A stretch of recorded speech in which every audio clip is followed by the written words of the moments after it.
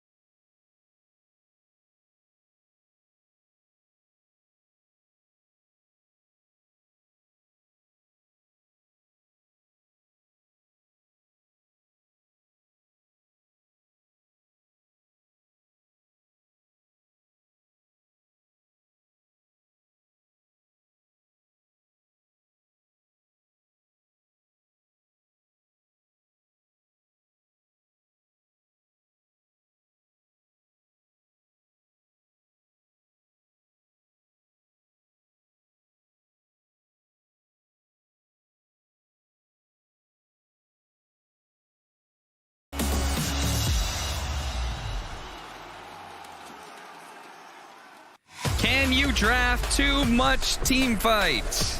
Na'Vi certainly showed the answer is a clear yes. Yes, you can. So, we gotta scale back a little bit, see if we can get a lineup that is more capable of finding someone like Virtus.pro in their faster style. And I wasn't done criticizing them either, Cap. Okay, Always wanna fly. On a 5 position Lina, we were talking about how good this Lina Tide lane is going to be. They take him off his signature hero Phoenix to put it as 4 and just squander that offlane advantage we figured they would have from that incredible laning duo that they opened with. What? Okay. Yeah, I just said so much about last game during the previous panel that I don't have any more to say.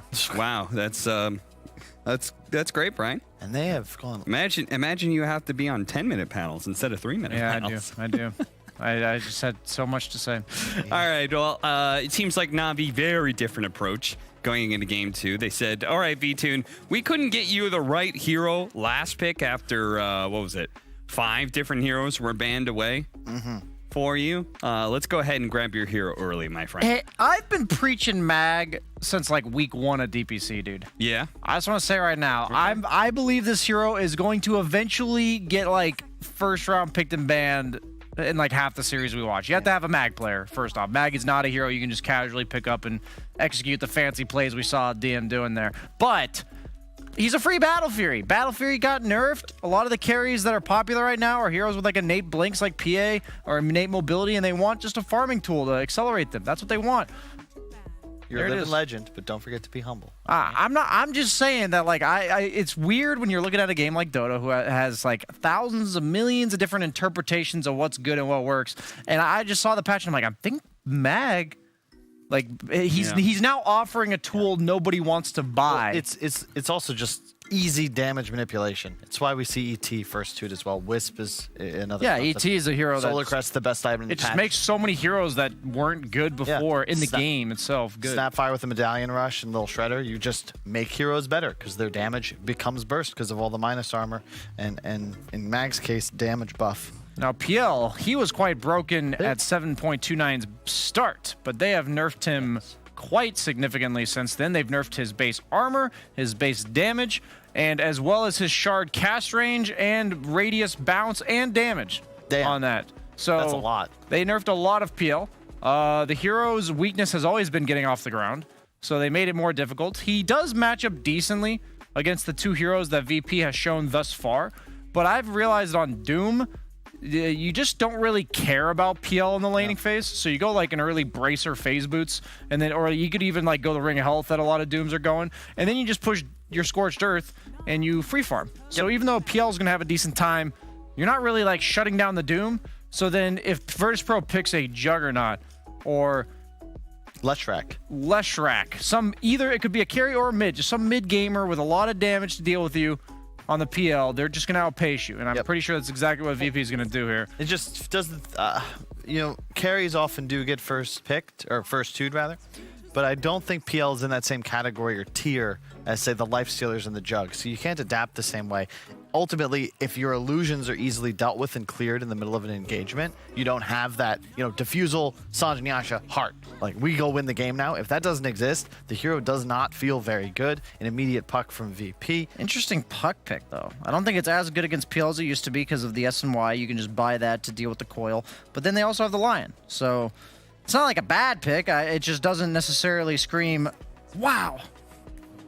I think it's fine. You're going to find the Lion. You already have Doom, who's going to just walk in front of you. I expect him to pick another very aggressive hero. Let me say, I played Enchantress against Phantom Lancer yesterday, and I remember Liquid Taiga playing 4 position Enchantress, and he got, some hats and Glimmer Cape and a Solar Crest, and I remember that he was able to frontline really well, even against PL. They buffed and I was like, Untouchable. wow, that was really good. I'm going to be like that. Let me just say I wasn't Taiga at all. I found that Phantom Cap, Rush. but you are not Taiga. No, I'm not. Not even close to it. Yeah. But I found Phantom Rush actually kind of, in some ways, does counter Untouchable if you're not over the peak. Yeah. Right? Because he's just 40 agility. Yeah, he's actually, able to kind of cut through that in some ways. PL has a good win rate if you check out like Dota buff against Enchantress, but I think it's changed the way that people itemize. When Taiga's buying a couple of fluffy hats. If it's a 4-position inch that's getting some items, it's quite different than a 5 I was a 5-position it's very different. So, I'll forgive myself. Because like you said, you have to hit that critical threshold, right? Tried to be Taiga, but I ended up Insania. Yeah. It's okay. It happens to the best of us.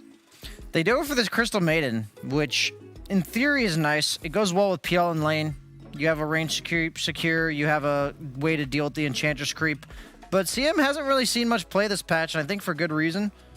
She just kind of dies. I know that's like a lot of patches, but what?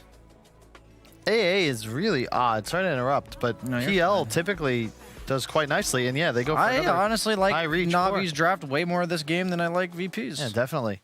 The AA is just odd. It's great to boost the puck damage, but it's very awkward. It doesn't really scream 4th pick AA. Like, you could have gotten a much better matchup for your support There isn't here. a core that you're like, that guy's going to get ice blasted. Yeah. PL tentatively can dodge the ice blast, Storm as well. It's also because the typical heroes you pick with AA are Sven, which is, of course, banned out because Na'Vi first 2'd PL. The others are really Wraith King and Chaos Knight, both of which have a terrible time dealing against PL and his Illusion Army.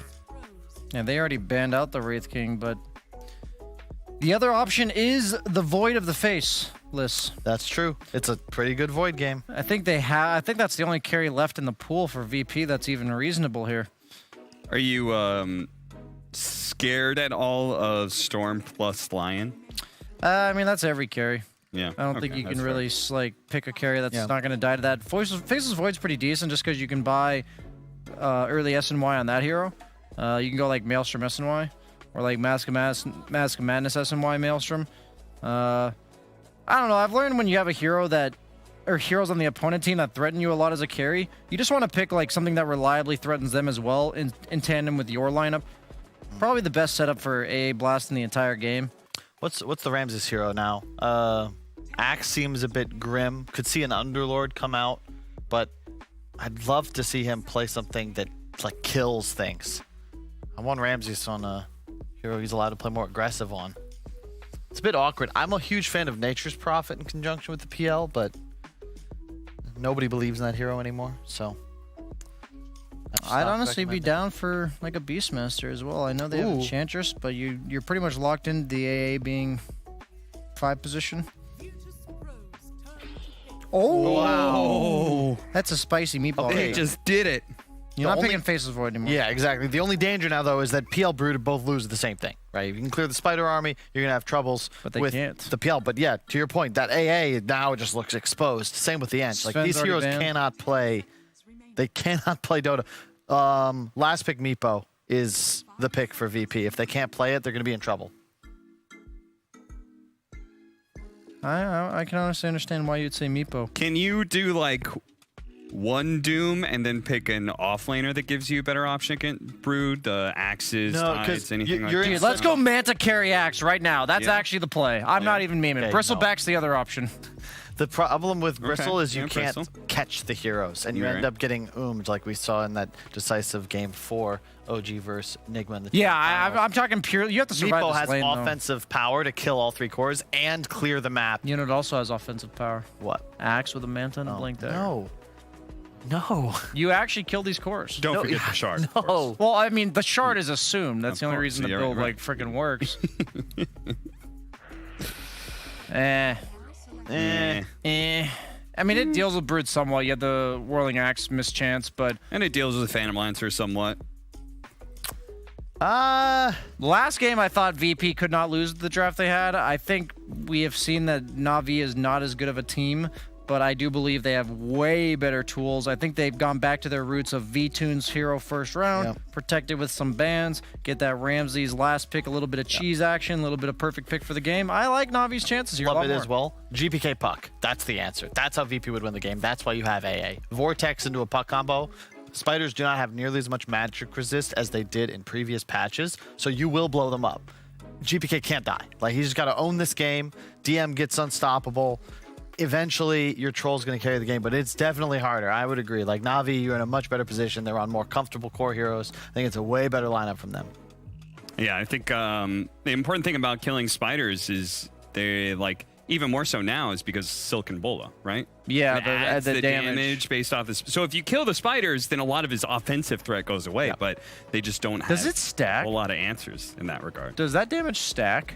Like, is it each spider does an extra 8 magic damage? Yeah.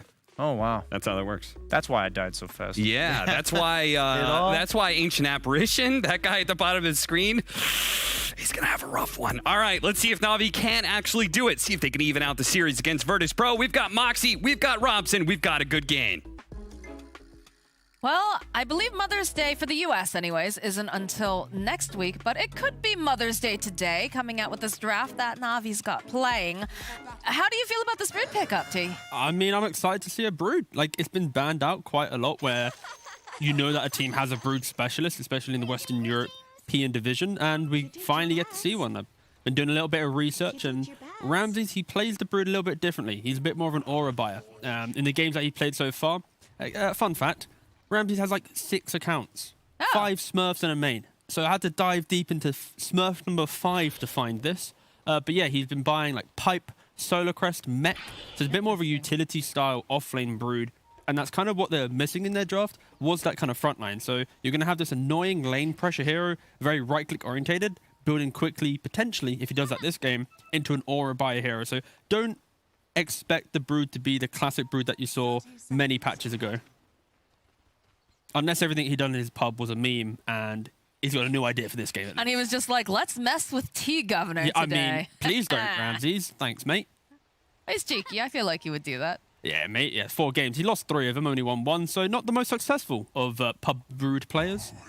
And then let's talk about VP. This Troll Warlord, the reaction pick to the Brood. I don't mind it for the idea of Brood is now all about the right clicks in laning phase, and your entry to the game pre-6 is heavily dependent on your ability to, actually hit creeps like a normal hero. You're not old style Brood throwing out these little spider balls where you're like, oh, hey, I got a whole spider army to play around. So yeah, I don't mind the Troll pick for that idea. And of course, Troll into PL, you do have the ability to itemize to deal with him, and the Whirling Axes can be okay. So yeah, VP, all about pace and fight. Na'Vi, it's about getting this Brood to being that tanky hero that it wants to become, get through laning phase, and then the annoyance of playing into a late game PL, Storm, and then the peskiness of a Brood running in and out of her webs. I don't know how I feel about this, though. I feel like Na'Vi do this like fairly frequently, right? They try to just get this specific timing on one of their heroes to make space for the other one, but VP, I feel a lot of the times they all work for a similar timing. Yeah. With their draft. So is this necessarily the way to play this? Is this too much of a gamble, especially against a team like VP? I don't mind it in the idea they have so many cores that it's not like the free Doom game, right? It's not 4 Protect 1.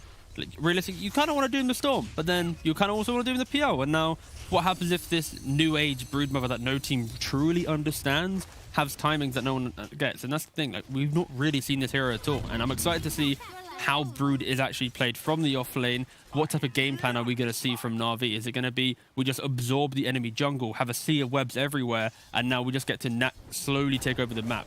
Or is it a little bit more fast-paced where the Brood's actually relocating around the map, applying pressure from just putting down these webs and being a little more active because you have the auras? And yeah, it's going to be an interesting game. It has the ability to be a great game from Na'Vi, or it could be a quick whitewash because they haven't gone online, because the puck is moving around, coiling PL, coiling Storm, Brood stuck in the side lane with no webs to move around. So yeah, this is eyeing up to be hopefully a really competitive game. If they truly understand the Brood, that is, Moxie. That is true. If we can figure out the Brood too, because, generally speaking, you see a Brood mother in the game and they just like to park themselves in one lane, continuously push. But now that, you don't have the spiderlings accumulating super early, in fact, top lane already, this harass over on Ramses feels a little rough to have to deal with, considering that he is, of course, the one that's going to have to be the enabler. Yeah, just like all things, it will be a hard start, but then it'll soon transition into being very, very solid for the Brood, very independent, probably skipping behind the tower and kind of emulating the play that a Centaur on Axe brings, which is, I can never really chase him down, let him just free farm the jungle on the lane. Bottom lane, this is looking rough here. Not a lot of mana here as Nightfall tries to get off into the heat. One more hit. One more. Oh, no, Ramses is going to be allowed to live here, but... Honestly, I think dying probably would have felt better now. You're a Broodmother with no regen. DM also gets first blood. With the level 2 Scorched Earth that damaged the rundown. Yeah, poor old PL. He is to die. PL indeed.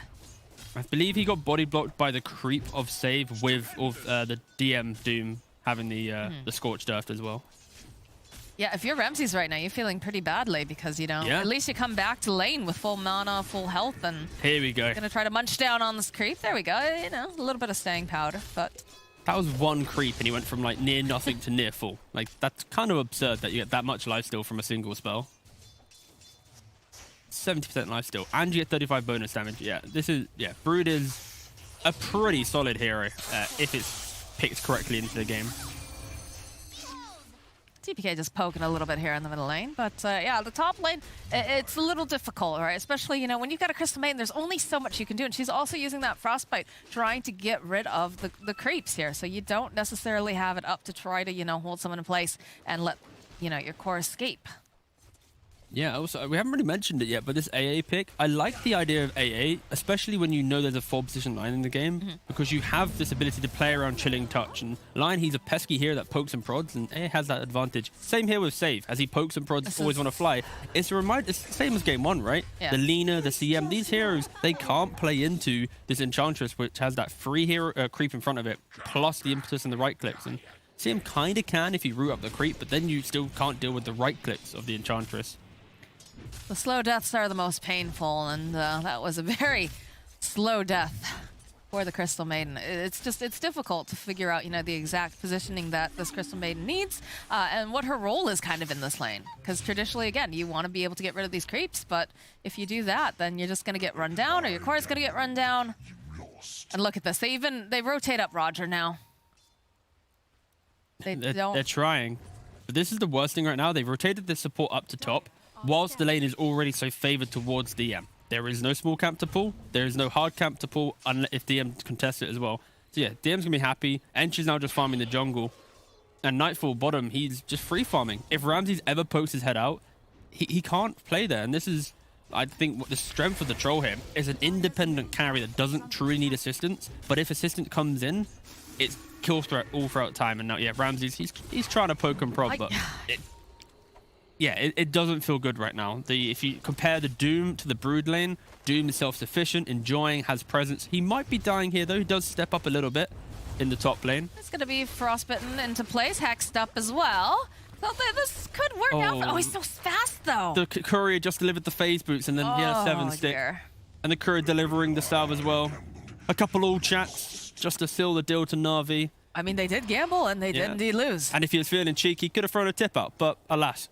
Yes, I do know that you're big I'm on the tip game there, but... Yeah, I mean, like, if I was DM there, you'd be tipping Ramses, because you know that you're the offlaner having more impact. You're drawing 3 heroes to your lane, you're being obnoxious, and you're getting the value from your presence. And Ramses, though, he's not. So, yeah, if you went for psychological damage, DM tip to Ramses, that would have been like an S-tier tip. Oh, dear, Ramses pops those charges. One more hit, and Kingslayer. This should be the other way around. I feel like, Ramses should be the one who's nibbling on Kingslayer.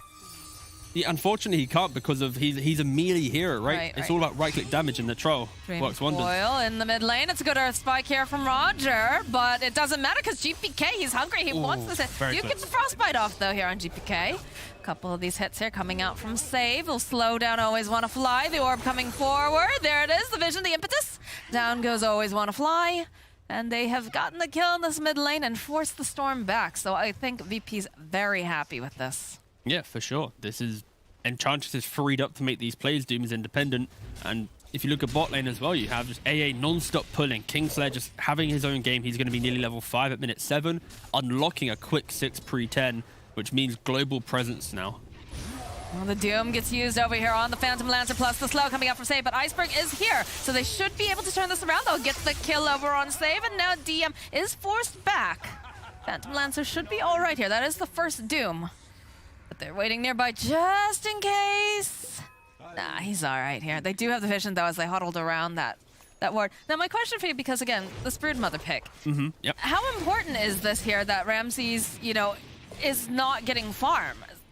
The main thing here is Ramses wants level. Right. When he gets 6, he can then move his webs behind the tower, start building up the spider army, and then just farm jungle and kind of thrive in that position. But VP has done a really good job. Every time he pokes his head, instantly AA's throwing, all the spells at him, the chilling touch, the cold feet, the whirling axes from the troll, and he's getting pressured. And I think, yeah, VP has done a really good job at just preventing Ramses having much of a game. That top rotation, though, from VP, even though Doom was wasted, it didn't feel that bad, just because Storm did have to use most of his mana just to kill off an Enchantress, and GPK then get him back. So yeah, Iceberg in the last, minute or so, he's TP top, killed a position 4, and then ran all the way back to mid. And he won't feel too comfortable, and that's where the net worth lead's occurring right now, because VP, they're not the ones really moving around the map in their cores, and it allows them just to maximize their farm. Compared to Na'Vi, this Storm, he's kind of ping-pong around the map. Obviously, Brood's not having a game, and yeah, VP are doing a really good job at just getting the most out of their lanes, just through the rotations of the supports and forcing out these kind of weaker TPs from the side of Na'Vi. The push is on here in the top area. They've got themselves a Centaur, and they're going to try to apply a little bit of pressure. You've got the 2 supports over here trying to just kind of leech, trying to get anything that they can. Obviously, you know, V2 doesn't really want to be there anymore, but this is happening yet again here. Ramses, he just pokes his head forward, and immediately the aggression coming out from VP just punishes him.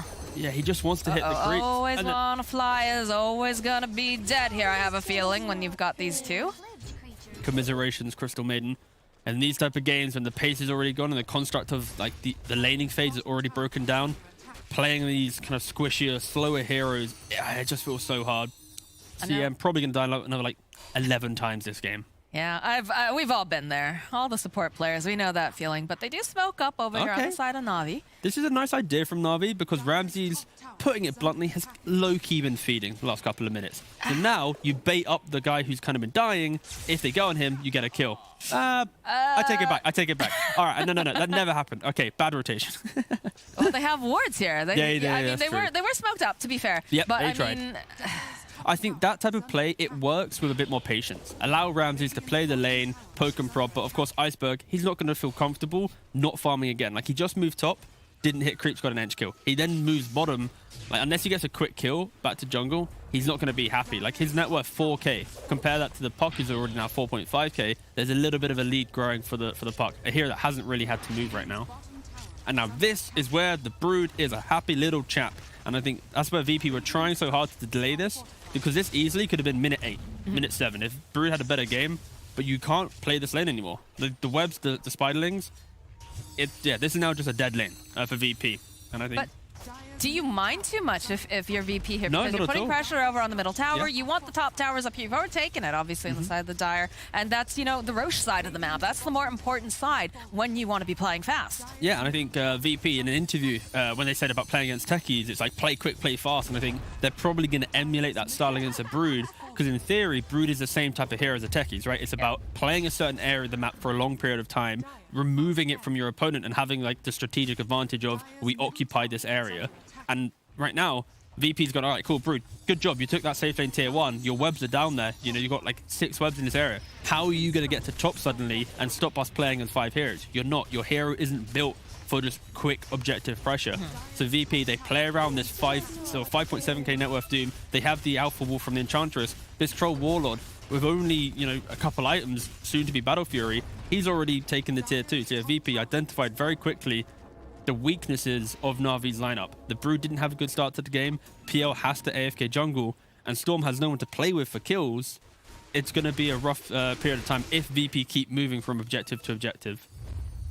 Smoke up over on the side of Na'Vi, hoping that they can get the jump on someone. It is going to require to have a lot of chain stuns, though, as you can see. Safe.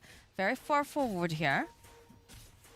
Smoke will break over an Iceberg. Really nice positioning. Look at this, though. This tree line now is so nice. If you get in there quick with a ward, you instantly break the smoke, and now they're going to be kind of running around this tree line. Oh, where are they? Where are they? And suddenly you're out of position for a coil. So Na'Vi instantly disengaged from the area, except that the smoke didn't work. And unfortunately for Na'Vi, this is kind of the theme of the series so far. Smokes that just were a little bit underwhelming, or you're finding supports. Game 1, they found a Disruptor. Game 2, they find Edge. And now they'll find themselves a Storm Spirit. I think he should be able to zip out, though. Yes. Okay. Very, very close, though. I'm sure that feels very bad. Although they'll turn back around. They get the finger off over onto Kingslayer. Save, though, jumping in, wants to get the damage off over onto Roger. The silence getting used over here on Crystal Maiden. One more head down will go the Maiden, and now Roger running for his life. And if this from long range, but he has those charges. Yeah, right. He's going to be a liver. Yeah, that's the mini-map right now. The amount of pressure VP are applying with just positioning and the aggressive farm they have. Brood is occupying the bottom part of the jungle. You have Storm, PL, farming a small camp together at minute 13. This is just how uncomfortable it is to be Na'Vi. You picked greed. You have a really nice idea for getting to mid to late game annoyance. But getting there, that is what VP is not allowing Na'Vi access to the game. You want to hit jungle camps, you're going to have to double stack farm them together. And yeah, that's about it. Go hold hands and farm one tri-camp. It's, yeah. Really clinical stuff from VP. Pressure and greed.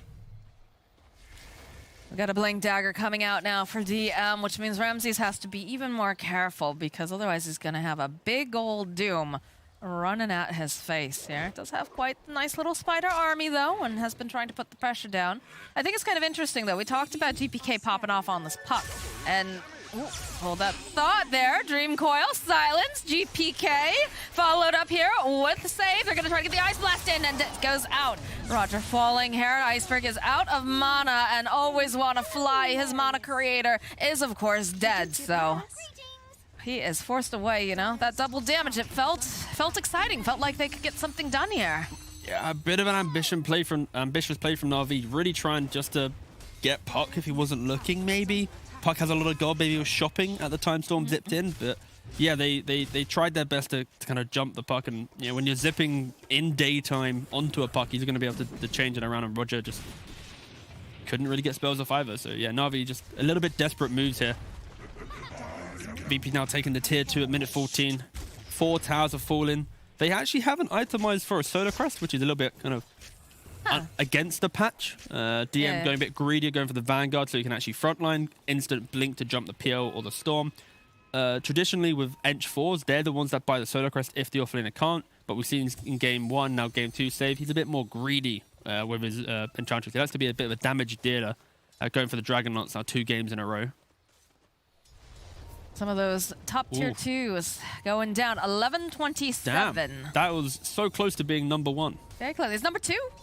It's not number 1 though, but again, we'll give it to VP. A solid second place. Is that how you coach? You're just like, well, it's not number. You sound like the. Always room for improvement, Moxie. All right, That's the all thing. right. But the question is, maybe they have the best time for tier 2s taken and then Roshan after. That could be it too. I want to see those stats there, JJ. Pop those up on there. I don't think that's easily accessible. I don't think so either. I'm just, you know, it's a casting is a you know, duo support sort of thing. Yeah. You know, I'm supporting my co-cast here, but yeah, alas, this Roshan is going down. That doesn't matter. They don't need a Solar Cross here. It's impressive stuff from VP. Honestly, I think the team has they identify greed really well and how to maneuver around kind of the weaknesses of how that greed comes into play. Because in Dota, greed comes in different forms. Like, sometimes you need to jungle a bit more. Sometimes you need to kind of sit in the dead lane for a little bit longer. And yeah, VP have just done a really good job at just opening up the map for themselves. Are they going to try to make a play here on Kingslayer? They smoked up behind him. Oh, look at this. There it is. The finger. The Ice Blast is already out, though, and they get the kill on the Storm. They haven't managed to take down the AA. Kingslayer at the last second there. Ice versus Ice. Always want to fly. Will be able to get the kill, but he'll pay for it with his life. So Ramses is just, God, please don't look over here. Yeah. And they're not, because they're putting damage on the tier 3's top. Yeah, and Ramsey's going for the build that I assumed he'd go for based off of his pub performance so far. He does have the pipe complete, looking at then maybe going for a mech after. He has mana boots queued up right now. So it's not like Ramsey's going to have some big impact with a surprise. I've got the Orchid or something. That was a bit strange here coming out from Ramses. He started channeling and then dipped away and then started channeling again. Just teasing him. Now, I mean, is it really teasing if you've got all these other heroes hot on your heels here where they get off the Doom? This is going to be a dead Broodmother. I mean, maybe. he's juked and jived. He went up, he went down, and then suddenly, that's a wasted Doom. I guess not, yeah. Wait, are they going to find it? All right, GPK. Oh, he's walking out. Oh, no, there it is. They found Ramses, and save will... He nearly did it. Almost. He was afraid that GPK was going to scout out with the orb, and of course, he's like, maybe I've made the save, but unfortunately for him, a little bit of impatience, and then bam, VP capitalized on it once again. Yet to see the Brood really have entry to the game. Flurry of tips coming out. Kingslayer tipping V-Tune just for a bit of fun. DM then supporting save. Going good job on the Ench, you little greedy Bambi with your Dragon Lance. Yes, I'm sure that's exactly what he was saying. I can feel the tips. I understand, yes. All right. Tip connoisseur, some would say. I see, yes. I see. Interesting. Again, I still feel the 5-head tip is tipping the guy that was not ever involved in an engagement just because, hey... We've seen that a couple times now, actually. It's very meta. Like, why weren't you here? Your team died. Good job. I'm trying to remember which game. It was like the Abaddon, and one of the games just wasn't present at the time. And Tip then him. Yeah. But look at this tower. It's just getting Chunk. Look at that. chomped down here. Wow. Look at that. Building damage live update as well, and a 4.9k. To be fair, though, Ramses is #1 on the dire side for building damage. Because no one else has hit buildings. There really, we like. go. Ramses literally has been plunked in the lane, and yes, he's doing the job that he was assigned, but it's not doing enough here in this game, and that's the problem. I don't think you can pick something like this against VP. It's troublesome for sure right now, and I think the minimap is the most telling thing about a Broodmother. When you're behind, all those little red dots in the Radiant jungle, that is where Brood was playing, and now he's going to have to spend more time rebuilding his webs up and having a new network to play around. And that's where, like, you lose top lane because you can't quickly do that early in the game. You lose mid lane, again, you can't relocate that quickly. So because Na'Vi wasn't able to dictate where VP have to play, it does feel like a 4v5 game right now. And finally, we get to see Ramses appear in a fight where he tickles the Ench for 1 second and goes, nah, sorry, lads. Did you see? It was like a little, like, nib, but just like, maybe that was next for me, but immediately following it up with the coil. Big ol' Ice Blast takes down Iceberg. Now Ramses is forced to just run out as they have all the damage to just squash the spider and turn back around and slay a maiden.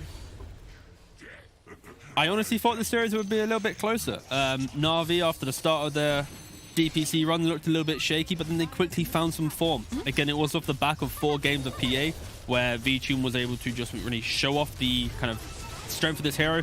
We get to see a little bit of a heat map from Broodmother. Oh, Roger. Na'Vi, 1 by 1, dying. And on the back line, there's the Doom. Phantom Lancer. He literally can't do anything here.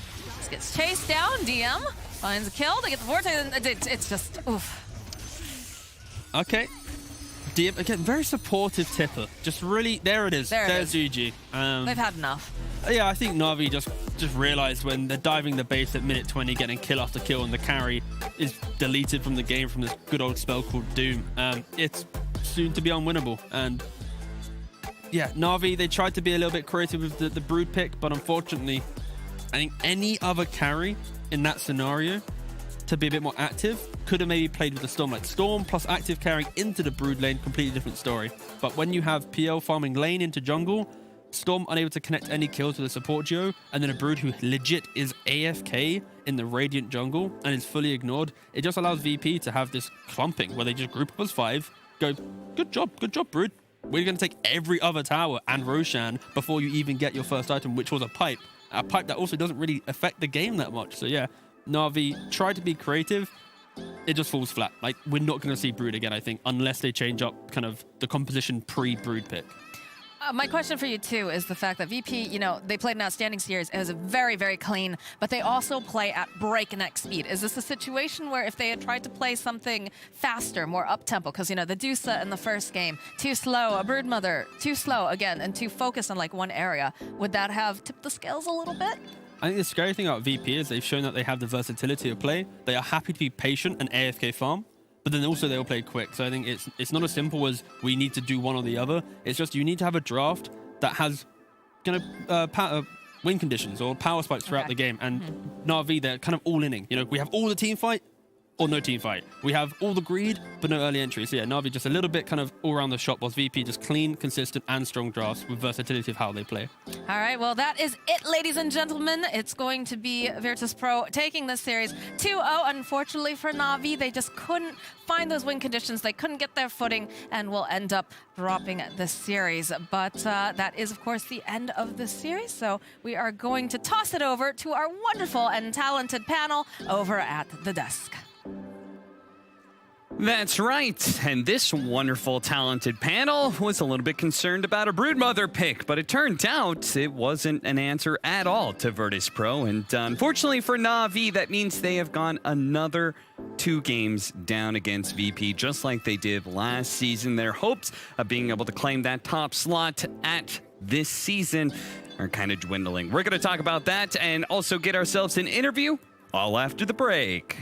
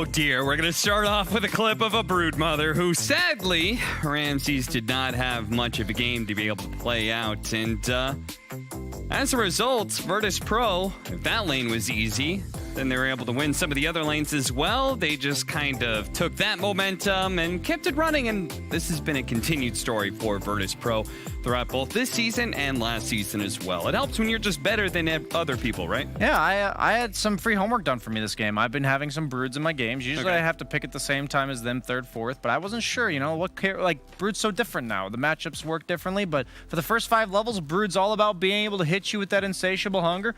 Troll Warlord's got that 60% miss chance from Whirling Axis. Seems like a nice matchup for him. Yeah, that was I haven't seen a one-sided series this one-sided since Complexity the last versus Arkosh series. Leviathan. This is just, sure, but just wow. This was a statement match from VP. I'd say Na'Vi came in needing a win to cement themselves a spot, a chance at top 2, and they just got rolled. Like, this is a week of preparation. This is new roster Na'Vi just got. They had, I believe, a total of 4 kills across 2 games. Yeah, they did indeed get rolled, and Purge actually has a few statements about just that. Thanks, guys. Crystal Maiden on paper is a counter to Enchantress because you can frostbite these creeps. Frostbite lasts a long time on creeps. It does 1,000 magic damage, so usually you can kill those. But one cool thing that Save did is he hit his centaur in the trees.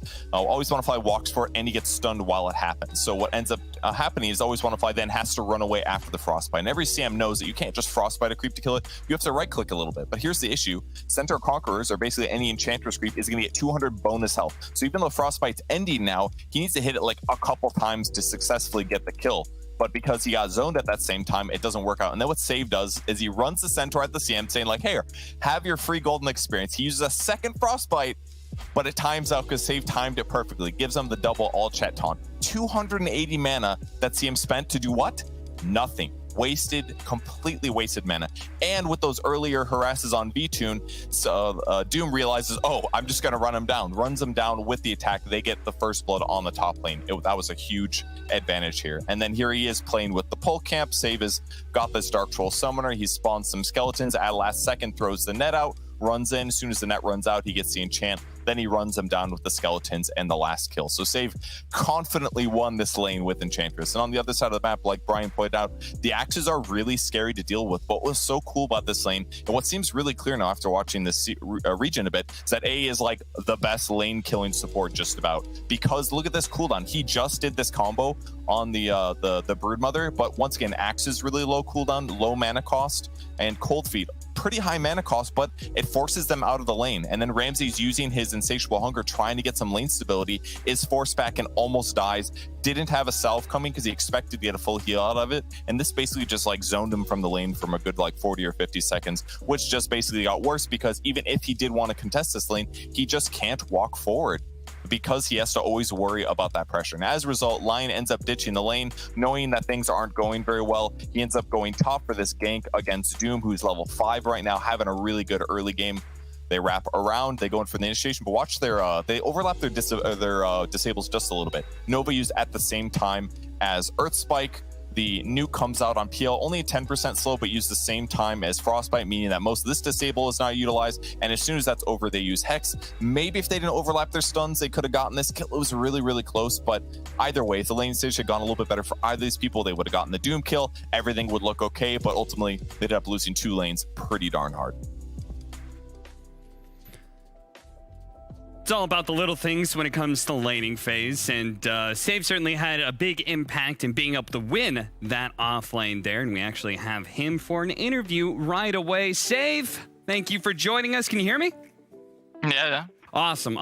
So I was wondering with that last pick, Broodmother, were you guys worried at all? Have you guys had a bunch of experience with the new Brood?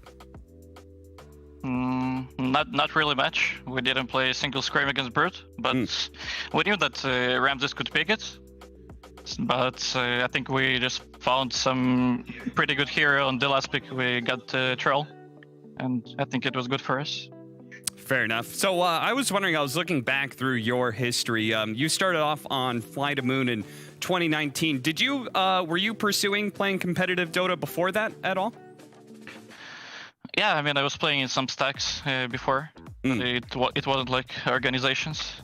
Do you remember like a certain moment where you were like, this is what I want to do. I want to play professionally. This is what I'm going to go out for. I mean, I don't know. First time I believe I played some Scream in some stack was October 2018, and that was my first Scream, and I really liked it that I can play Pro Dota, and yeah. Were you ever intimidated by the fact that, because Dota obviously has such a long history, a lot of the guys that you're actually playing against have been playing for 5, maybe even 10 years. Were you ever intimidated by that? I mean, not really. Yeah. Okay. I'm just kidding. So my question would be, you know, all depends on how much you want to say, but how good does it feel to beat Navi here? Yeah, it feels really good, I think. Like, is this one that you're gonna go to bed grinning tonight, just knowing you beat somebody like Ramses? That I would consider very cocky. I mean, it's not about Ramses. It's just good to beat. Yeah, this team. We have some personal like stuff. Ooh, okay. I want.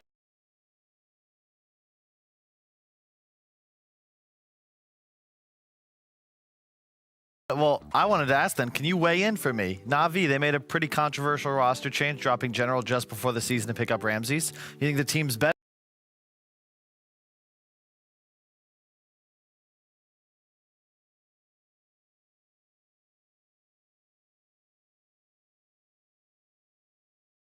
Better, worse, still easy for you? What are your thoughts on the change? I mean, as we can see, it's still easy for us. But I don't know. I think, yeah, I think they're gonna be a better team in like I don't know, a few months. All right. Oh, well, one more question. The all chatting, the taunting, like specifically when you baited Fly to frostbite your creep just before it died, is that something you would do against any player, or is it something you made sure to do against Na'Vi? Because there was a lot of chat line used by your squad. No, I think I would do it against everyone, and just yeah, I just really like Chatwell, so cool. Fair enough. It's a good tool to have. All right. Well, thank you, Save, for joining us, and good luck for the rest of the season. Yeah, thank you. Yeah. Goodbye. See you. I love him. Man of few but powerful words. Yeah, and I am curious as to what those personal issues I are don't between know. the two teams. He's keeping it professional, but he's like, yeah, they keep it on the field. Shit on him. Yeah, I will say that was a renewed VP. I would have to say the Mag PA in the first game did look like they played better than we've seen all year. Or not all year, sorry, this season. Yeah. Like they came in like they were focused. They had smoothies today. They were prepared. They just bought. It was 2 kills per game they gave Na'Vi. Yeah. 2 kills. I mean, it's an absolute schlacking. Like, they just look like eons better. Like I predicted going into the series. Yeah. Yeah, they certainly did. And Virtus.pro, they are now 4-0, which let's take a look at those standings, because I believe that puts them tied now with Team Spirit. Both those two, that's gonna be 4-0, very clearly first and second. We'll have to wait until the end of the season to see who actually is indeed the top dog. I think everyone on the panel is assuming it's Virtus.pro until proven otherwise. Oh, for sure. Yeah. And both teams have already beaten Na'Vi, Windstrike, and AS Monaco Gambit. So by all intents and purposes, we should expect them to be 6-0 when they meet each other. I think that with the way Valve manages the schedule, they do put the premier matches as late as possible. That'll probably be our finisher. It could go either way. Spirit was the only team to take a game off of VP last season. I thought it was Na'Vi, but it was actually Spirit. They look better, but VP also has that fire. So that'll be an interesting match. And that's pretty much what this whole season is going to build to now. Everything else is just who's going to sneak into the wild card. Yeah, could be which possible contenders. AS Monaco Gambit would be one, Windstrike another one, but it does require Na'Vi to drop another series, right? Yeah. And that is something we'll definitely be keeping our eye on moving forward. We are over halfway through now with the season, second season. We've got 3 more weeks to go. We're going to develop those storylines further, see who's going to be ending up first and second, who's going to end up in that wild card slot, and who is going to be heading down to lower division. All of that more coming for these next 3 weeks. It's ESL 1, powered by Intel. Good night.